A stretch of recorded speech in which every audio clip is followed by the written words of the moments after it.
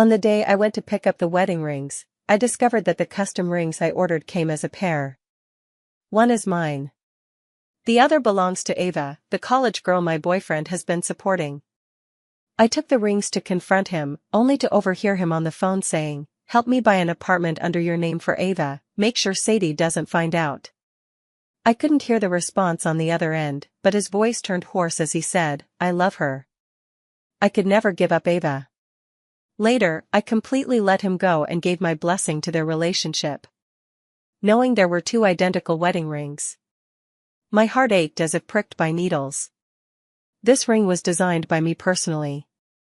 Inside the band were engraved the date we met and both our names. And inside the other ring were also their names and the date they met. I thought it was something profoundly meaningful and unique for both of us. But I never expected that I would end up being a complete clown. I smiled bitterly and put back the ring that belonged to them. As I turned to leave, I casually threw my own ring into the trash can. I walked away, trying to calm my emotions. Walking out of the jewelry store, cooled by the slightly chilly breeze, my muddled mind gradually cleared. Just as I was about to call Charles and question him about the ring, I saw the message he had sent 3 minutes ago. He said he was waiting for me at a nearby Chinese restaurant. I glanced around and headed toward the eatery. Along the way, my mind was restless, thinking about how to confront him later. When I arrived at the destination, I followed the waiter's guidance. There, I saw Charles standing by the window, his back to me, talking on the phone. His voice was low as he said, "Help me buy a house for Ava under your name. Don't let Sadie find out." Hearing this, the last thread of restraint in my mind snapped. So, it was just as I had suspected, their relationship wasn't simple at all. Then what about me? What am I supposed to be? I watched that familiar figure's back, suddenly feeling a sense of unfamiliarity. I couldn't hear what was said on the other end of the phone. He said hoarsely, "I love her, I could never give up Ava." Those words were like a basin of ice water mixed with 1,000-year-old ice, drenching me to the core. It also completely calmed me down. Since he loves Ava so much, I might as well let him have her. With that thought, I restrained my surging emotions, raised my hand, and knocked on the door. Hearing the sound, he hung up the phone instantly and turned around to look. Seeing me standing at the door, a fleeting panic flashed in Charles's eyes. "How long have you been here?" I smiled and said, "Just got here." "Who were you talking to on the phone?" He stared at me, carefully observing my expression. Seeing no emotional changes in me, he secretly sighed in relief. He walked toward me and pulled out the chair closest to me. It was a call from the company, reminding me about an afternoon meeting and telling me to head back early. I nodded without exposing his clumsy excuse. "Then let's serve the dishes. Eat early and head back soon." He called the waiter to bring the food and looked at me. "How's the ring? Did it meet your expectations?"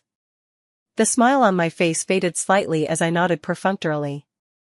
"It's quite nice, but there's one thing that really surprised me, my custom-made ring actually has an identical twin."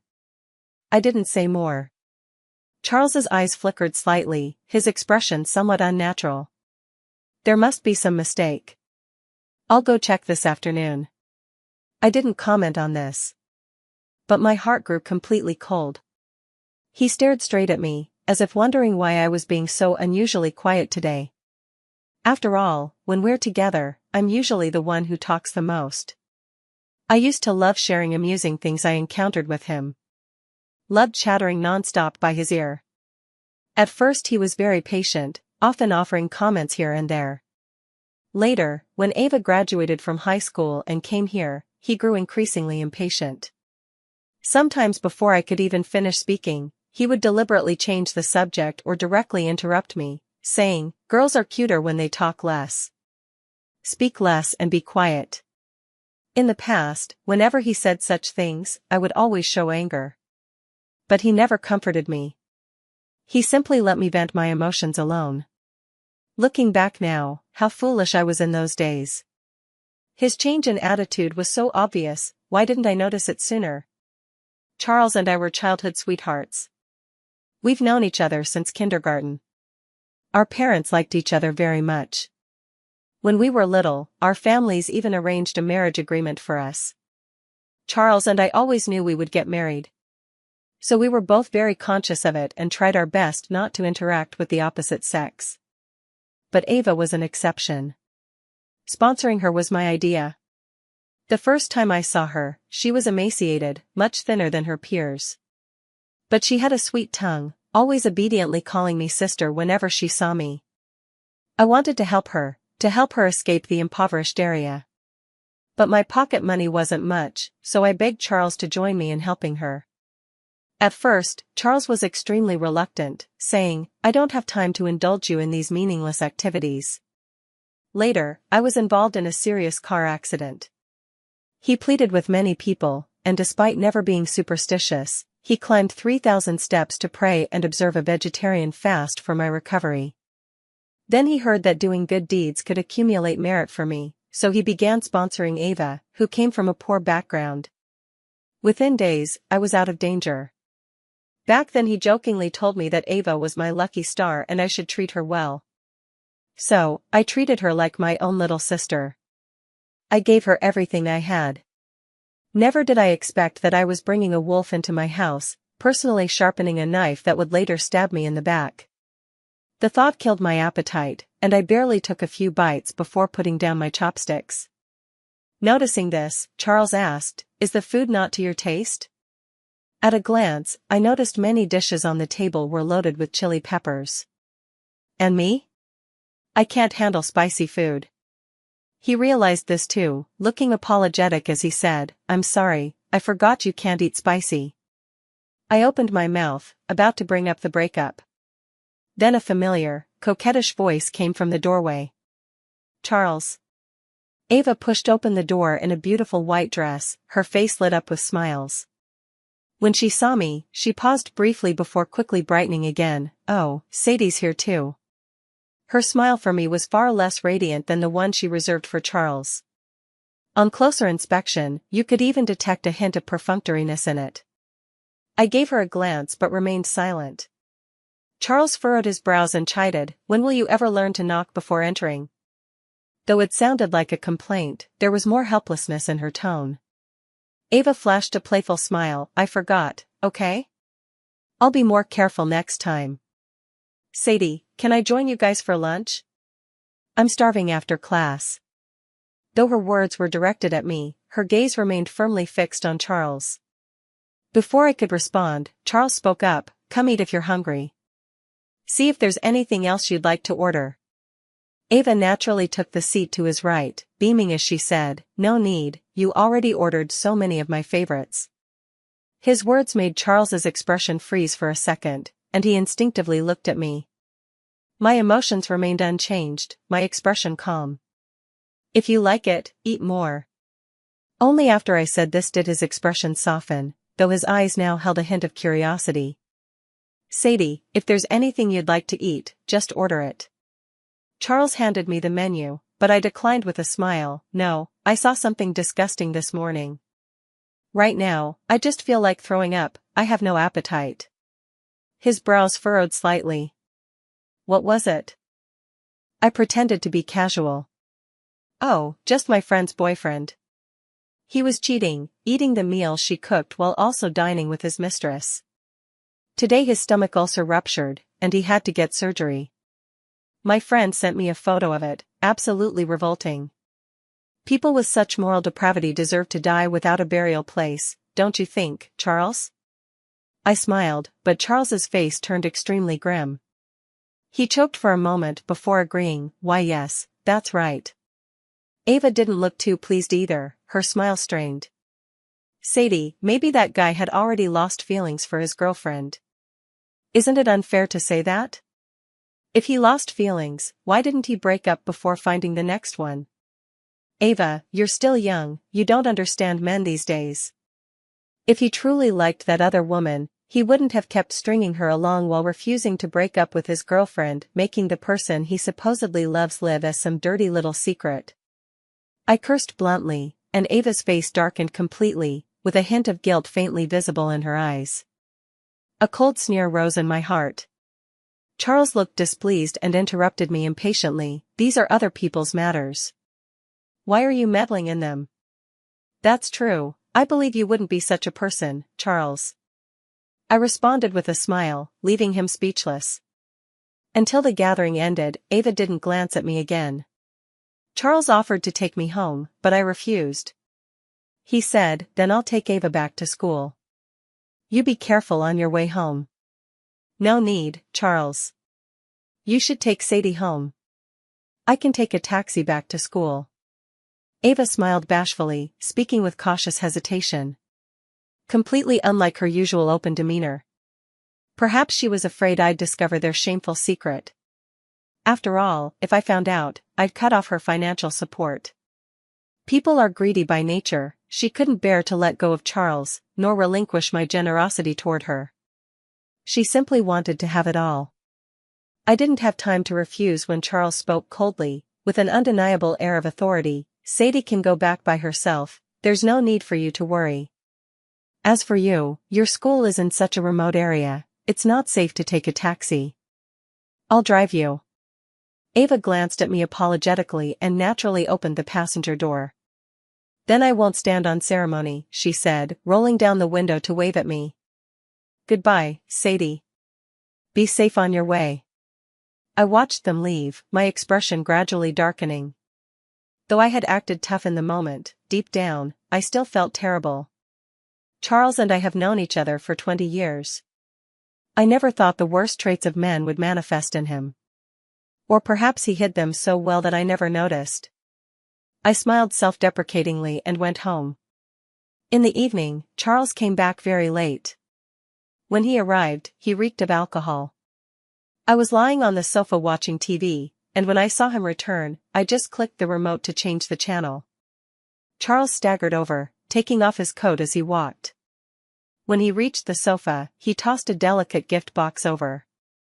This is the latest bag on the market. I had someone get it for you. See if you like it. He was tipsy and came over wanting to hug me. I subtly avoided his embrace and hopped onto another single sofa. He stumbled into empty air and looked at me in surprise. You smell too much of alcohol, you should go take a bath first. Charles lowered his head and sniffed, then stood up silently. He took his pajamas and went to the bathroom to wash up. Bored out of my mind, I unwrapped the gift box. Only then did I realize it was a light green bag with a fresh, delicate style. Clearly, this kind of cute design was perfect for those bright and cheerful young girls. I pursed my lips and put the bag back in its place. Then I opened my phone and started scrolling through videos, accidentally coming across a slightly familiar account. I paused for a second and clicked to check it out. This blogger posted nothing but snippets of her daily life. She never appeared on camera, but the surroundings in the background looked all too familiar. Back when Ava started her freshman year, I went to help her move in and knew exactly how her dorm was laid out. The background in the video was identical to her dorm room. As I scrolled through, I realized that some of her videos weren't filmed in the dorm. Instead, they were shot in the apartment we live in now. He had actually brought her home without my knowledge. Suddenly, I remembered what he said on the phone earlier today. He had someone buy an apartment for Ava. My fingers trembled as I kept scrolling through one video after another. Looking closely, I noticed something: every bag, accessory, and skincare product that appeared in her videos, I own too. And all of these things were bought for me by Charles. Panicking, I rushed barefoot into the walk-in closet. I compared the items in the videos with mine and checked the upload dates. It suddenly became clear to me. All the things Charles bought for me, he had replicated exactly the same for Ava. Just like before, whatever I had, she had too. At this thought, I suddenly felt a wave of nausea rising within me. I laughed, and as I laughed, tears slipped from the corners of my eyes. The sincerity I had poured out had, in this moment, turned into nothing but a joke. I couldn't understand why he would treat me this way. If he didn't love me anymore, he could have just broken up with me. Why did he have to disgust me like this? I clenched my fists tightly, struggling to suppress the surging anger. I took out my phone and photographed everything in front of me, then saved each of the videos Ava had posted one by one. My relationship with Charles isn't just about affection, it also involves the interests of our two companies and the goodwill between our parents. Breaking up is not a simple matter. But with Ava's video, things became much simpler. Afterward, I calmed my emotions and walked out of the room. Charles was hurriedly changing his clothes. Seeing me come out, he said anxiously, "There's been an exhibitionist reported near Ava's school, and the person hasn't been caught yet. It's not safe for her there. I'm going to pick her up and let her stay here tonight." This wasn't a discussion, it was a declaration. I looked at him coldly and said, "Charles, if you walk out that door today, we're done." Hearing this, his movements halted, his deep dark eyes burning with anger. "Sadie, what do you mean by that? Was I not clear enough?" Charles let out a humorless laugh, casting a cold glance. "Stop being unreasonable. I have something very important to attend to right now." Before I could respond, he stormed out, slamming the door behind him. Yet he didn't realize my words weren't meant to make him stay, they were a gamble. Clearly, I lost to another woman. The moment he left, I immediately started packing my belongings. I took everything he'd ever given me with me. Consider this compensation for all the years of my youth he's wasted. I have a car in the garage. After packing my things, I drove straight home. Luckily, my parents are still traveling abroad, so I'm the only one at home now. After washing up, I compiled all the evidence of Charles's infidelity and dumped it in the family group chat. Our family has a very good relationship with Charles's parents. Our two families share a common group chat with quite a few people in it. There are many night owls in the group, so my message caused quite a stir the moment I sent it. I ignored their questions and simply stated, "Charles and I have broken up. The wedding is cancelled." The next second, Charles messaged me privately. "Sadie, you deleted the message. What are you trying to do? Where are you? I'll come find you so we can talk properly." I didn't reply to his message, instead blocking and deleting him. Then, Ava sent me a message. "Sadie, I know I've wronged you, but Charles and I truly love each other. If you have any grievances, take them out on me, don't hurt Charles." I didn't reply to her message. Instead, I took a screenshot and posted it in the group chat. I've never been one to suffer in silence. If they didn't care about keeping things civil, I saw no reason to protect their reputation. After I shared the screenshot, both my parents called me, asking what had happened. I didn't hide anything and told them everything I had discovered. My mother was so angry that she immediately bought a plane ticket, determined to come back and stand up for me. I, however, didn't think it was necessary and was about to persuade her not to come. Charles's mother sent me a message, saying, "Sadie, come over for dinner tomorrow. I'll make sure Charles gives you an explanation." I didn't want to go at first, but she mentioned that Charles's grandfather had also learned about the matter and that the old man wanted to see me. So I didn't refuse. The next morning, my assistant called me. "Boss, it's time for the monthly allowance again. How much should we give Ava this month?" "No need to give her any," I replied, then added, "From now on, don't give her any living expenses at all. She's being taken care of by someone else." Ava had long since lost her previous simplicity. After starting university, she didn't apply for poverty subsidies, let alone consider working part-time to support her studies. Instead, she developed a taste for luxury goods, decked out from head to toe in name brands. I had long wanted to stop supporting her, but considering she still had paralyzed parents and a mentally disabled brother, I never made up my mind. But now, she probably wouldn't even appreciate the help I offer. So why should I go out of my way to humiliate myself? After wrapping up the matters, I returned to the company. Ever since I graduated from university, my dad has been gradually handing over the company's affairs to me. Now he's in a semi-retired state, traveling everywhere with my mom. As a result, I spend most of my time tied up with work. This time, I rushed back to the company, not even waiting to sit down. Charles pushed the door open and entered. His face was filled with anger, his voice cold and heavy. "Sadie, Do you realize that when you posted those screenshots in the group chat yesterday, Grandpa almost had a heart attack from anger? His appearance was no surprise to me. My expression remained unchanged as I looked at him coldly, cutting him off. What does that have to do with me? It was you who did those despicable things, not me. The one who should feel ashamed is you. Stop acting crazy here. If there's nothing else, please leave. I have matters to attend to. Charles was left speechless by my words. He rubbed his temples and his attitude softened. He said softly, "Sadie, this is all a misunderstanding. I see Ava as a sister, there's nothing between us. When you come to my house today, talk to them properly and don't drag her into this. I'll pretend yesterday never happened, and we'll get married as planned." Hearing this, I felt instantly sick. What kind of mindset did he have to be able to say something like that? I looked at him with disgust. "Charles, do you really think I can't live without you? He's the one who betrayed our relationship. What right does he have to speak to me in that tone?" Charles pinched the bridge of his nose wearily, softening his tone. "Sadie, I know you're angry right now, but please don't act on impulse. You know our families have extensive business collaborations, and our parents are close friends. It wouldn't be worth damaging their relationship over our personal issues. Then why didn't you think about hurting our family's relationship when you did those things? You're the one who made mistakes, not me." At this point, his emotions suddenly flared up. "Yes, I made a mistake, but what man doesn't seek companionship outside? Ava could never threaten your position, you'll always be the only missus in my life. And besides, can you guarantee that any other man would remain loyal to you forever? Sadie, we're adults now, not naive children anymore. You shouldn't always see things so simplistically." Hearing his words, I almost laughed out loud. An icy chill flashed in my eyes as my voice turned cold.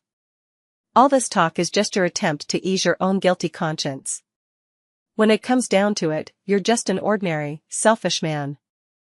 It was my mistake to waste so much time with you back then. Now I'm done. Marry whoever you want, it's none of my business. If you don't want to become a laughingstock, leave on your own. Don't make me call security to escort you out. I'm narrow-minded and can't tolerate even a grain of sand in my eye. Especially when that grain of sand was dug up by my own hands." Seeing that he couldn't reason with me, Charles turned and left in anger.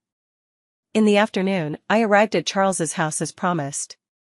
The moment I entered, I saw Charles kneeling in the hall. Charles's grandfather sat upright on the sofa, his face exuding an intimidating authority without needing to show anger. I walked over slowly and softly called out, "Grandfather." When Charles's grandfather saw me, his stern expression softened. He then said to me, "Sadie, I know everything about your situation. I asked you here today to give you an explanation. Charles has done wrong and deserves punishment. Tell me how you'd like to punish him." His words clearly took a stance, wanting to let this matter pass so easily. In the past, I would have taken the out he offered. But not now. I shook my head. "Grandpa, Charles and I have broken up. These are your family matters, and I have no right to interfere." As soon as these words fell, the atmosphere in the room instantly froze. Charles's mother was so anxious she kept pacing in place. Several times she seemed about to say something to me, but each time Charles's grandfather stopped her with a look. "Sadie, have you thought this through? Marriage isn't child's play.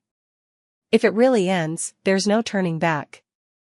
Charles's grandfather had just finished speaking when Charles suddenly looked up at me, his eyes filled with tension and unease. Before I could say anything, he spoke first, his voice hoarse as he said, "Sadie, I'll cut all ties with her and never interact with her again.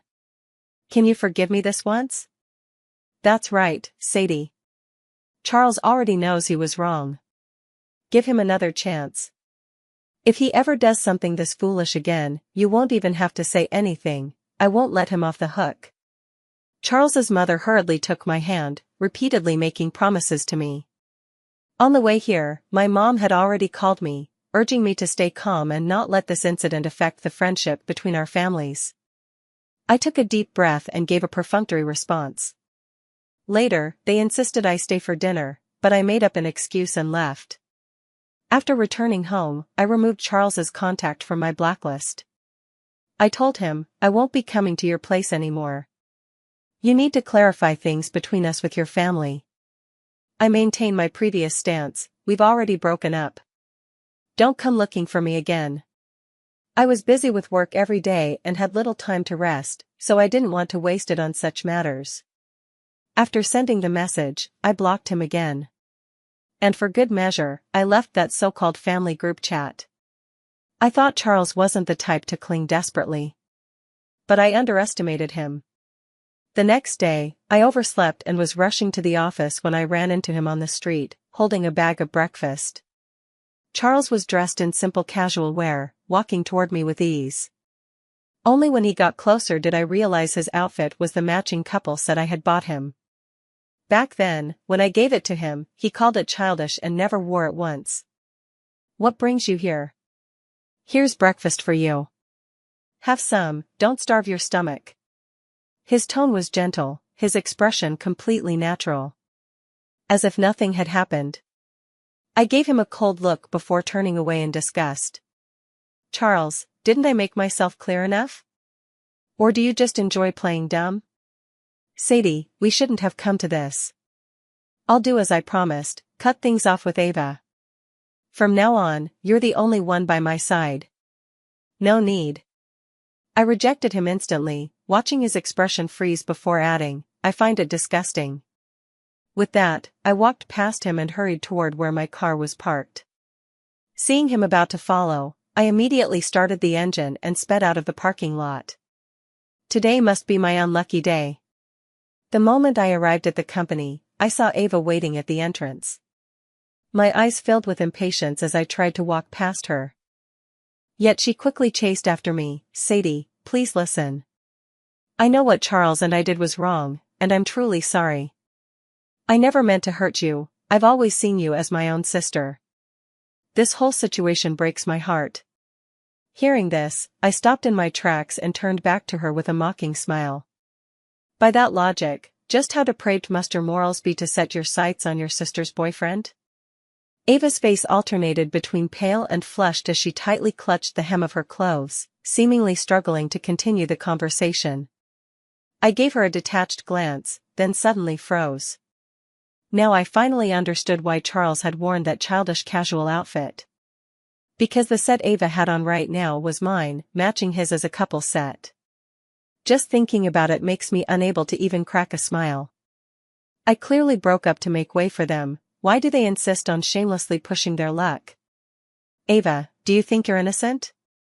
And no. Sadie, if you're upset about something, take it out on me. I just hope it doesn't affect your friendship with Charles. I let out a cold laugh. You overestimate yourself. Someone like you isn't even worth my attention. Cheating is like domestic violence, it either happens 0 times or countless times. This time, Charles couldn't resist the temptation and got together with her. Next time, he could easily do the same with someone else. To me, a man without moral principles is no different from a stinking rock in a latrine. Only someone like her would think she's found a treasure. Ava's face flushed red as I spoke. Sadie, I know you look down on poor people like me, but I'm trying my best to change myself. I won't forget how you helped me before, but I truly love Charles. The man you think is worthless is like a priceless treasure to me. I hope you'll stop speaking about him that way in the future. Her words were both nonsensical and laughable. I almost laughed at her, you like him? I never stopped you, haven't I already stepped aside for you too? What more do you want? Should I set off fireworks to celebrate? Dressed in sleek office attire, my mere presence radiated more authority than hers. My tone carried a condescending edge as I spoke. Combined with the glistening tears welling up in her eyes, anyone watching would have thought I was bullying her. I was just about to tell her not to waste my precious time when Charles suddenly appeared out of nowhere. He stepped protectively in front of Ava, his handsome face tense and unyielding. Though his gaze held displeasure when looking at me, he remained silent before turning to examine her up and down. In a very soft voice, he asked her, "Were you bullied?" Ava shook her head and said coyly, I'm fine, I just came to talk with Sadie. Charles, don't worry, Sadie wouldn't do anything to me. Charles didn't believe her and looked up at me. Sadie, whatever issues we have between us, don't drag her into it. If there's something you want to discuss, you can talk to me. Seeing them shift the blame onto each other, I curled my lips in self-mockery. It reminded me of the past, back in college when we used to skip class to go out and have fun. At that time, he was already gradually getting involved in the family business, swamped and overwhelmed. He complained to me more than once about the stress and how badly he needed to unwind. So I skipped class and took him out for a break. But we got caught by both sets of parents on our way back. They kept asking us whose idea it was to skip class and go out. Not wanting to burden him, I was about to say it was me when he pointed at me and said, "It was Sadie who dragged me out." That time, Charles's family didn't look too pleased, but considering the relationship between our families, they didn't blame me. I had thought it was indeed my fault, so I didn't resent him for exposing me. Instead, I believed he was quite selfless and impartial. But now it seems he's not at all the person I imagined him to be. His not protecting me might simply have been because he didn't like me. I curled my lip coldly and said, "I have nothing to discuss with you. She's the one who came begging for trouble. I don't have time to waste here with you, so if there's nothing else, get lost." Not giving them time to react, I quickly walked toward the elevator. As I stepped in, some inexplicable impulse made me glance back at where I'd been standing, only to find the spot already empty. I composed myself and looked away. Back in the office, my assistant brought me a project proposal. It was for an amusement park project I'd originally planned to collaborate with Charles on. Thinking it over now, I dismissed the idea. Every time we work together, our profits are minimal, he always takes the lion's share. Because his uncle, who was developing business abroad, is about to return to the country, he urgently needs to prove himself, otherwise, the board members might not continue to support him. Now that we've broken up, there's no need to consider his interests anymore. Change the collaborator for this project. Put out the word anyone interested can come negotiate. The assistant widened his eyes in shock. Boss, wasn't it agreed that we'd collaborate with Charles's company? Aside from ongoing projects, we won't consider Charles anymore. More paths mean more opportunities for growth, don't limit ourselves to just one. The assistant looked at me, hesitating before finally speaking up. But, weren't you and Charles about to get married? I smiled slightly and shook my head. We broke up.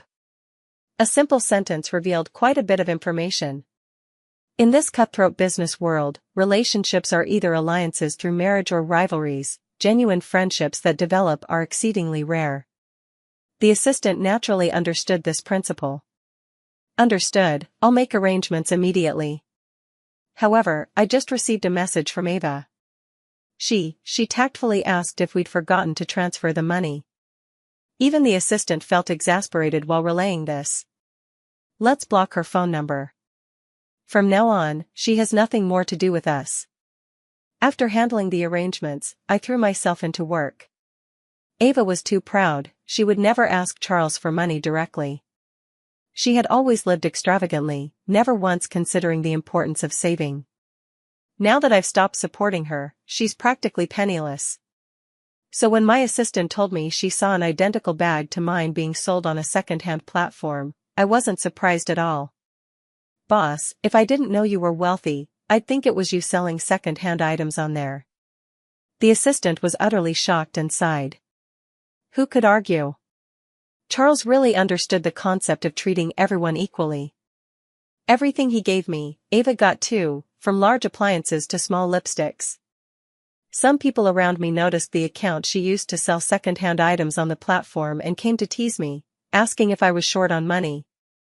In response to these jokes, I deliberately posted a donation video on the thread. Everything Charles bought for me, I converted into cash and donated to various impoverished areas. Of course, all under my own name. I even received an honorary award for it. As soon as the video was posted, more questions arose. What's going on? If that blogger isn't you, then who is? How does she have everything you have? Some of those items are even limited editions that require connections to purchase. Exactly. That diamond necklace she listed on the second-hand platform, I wanted to buy it too, but there were only 2 in the entire world. I wasn't fast enough to grab one, and now someone's reselling it second-hand. People with real money wouldn't do something like this, it's so tacky. That blogger opposite probably stole it from somewhere. I didn't respond to these comments.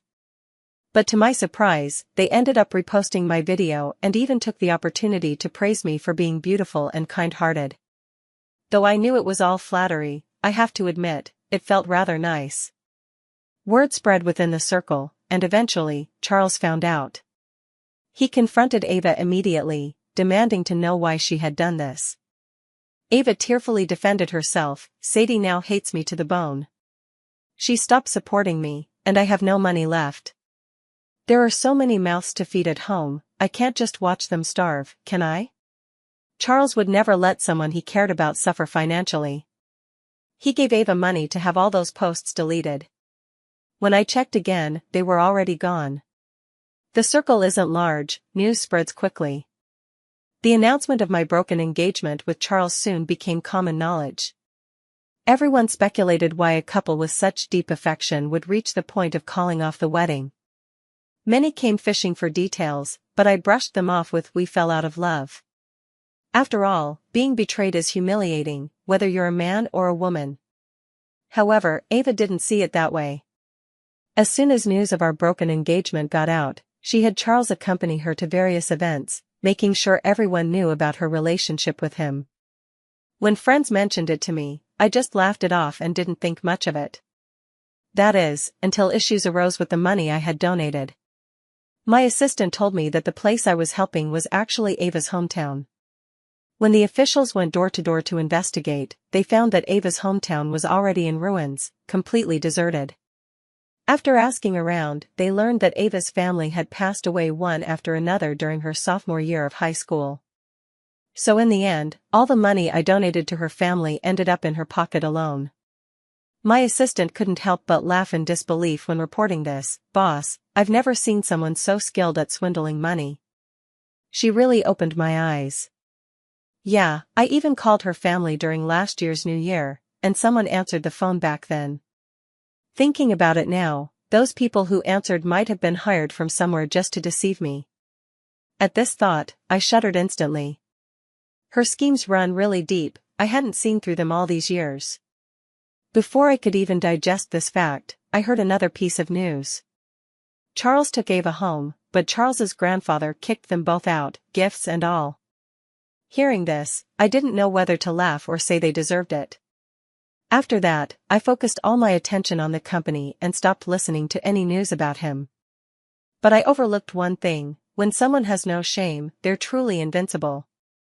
Charles came to see me again, but not to reconcile, he wanted my help.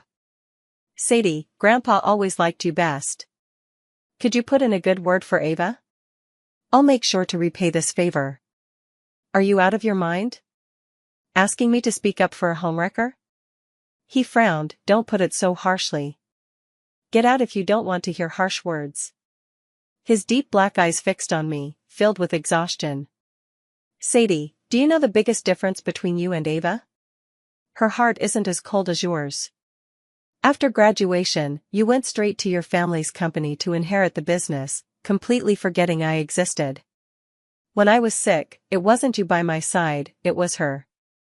At the mention of Ava, a smile flickered in his eyes.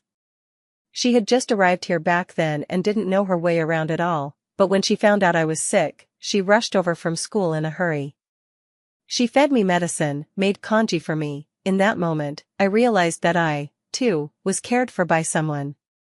I nearly laughed in anger. That day was etched in my memory too, because I was the one who brought the cold medicine, the one who cooked the congee. But by the time I finished, he was still asleep, and I had to rush back to the office for an emergency meeting. I didn't expect a momentary oversight to give someone an opening. But since it happened so long ago, there's no need to bring it up again. "So, she loves you that much? Then you'd better not let her down," I said with a detached expression. "Sadie, she's truly a wonderful girl. For the sake of all these years we've known each other, please help her. I couldn't help rolling my eyes. Charles, come find me again when you've developed some brains, alright? I didn't want to listen to his nonsense anymore, so I walked past him and left. Later, at the company celebration banquet, I noticed the person in charge of the project had changed from Charles to his uncle. Only then did I learn that Charles had been rejected by his entire family for wanting to marry Ava. Charles's grandfather pressured him as the heir. Between being the heir and his lover, Charles decisively chose what he believed to be love. When I found out about this, I almost couldn't stop myself from telling his family to take him for a brain check. Later on, I still married into their family. Except it wasn't Charles, it was his uncle instead.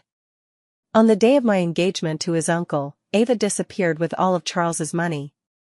His uncle also gave him a grand gift, the truth I had uncovered. It exposed Ava as a ruthless scammer who would stop at nothing for money. Charles learned the truth and rushed after Ava, only to be involved in a severe car accident on the way, losing both his legs. As for me, I welcomed my brand new life.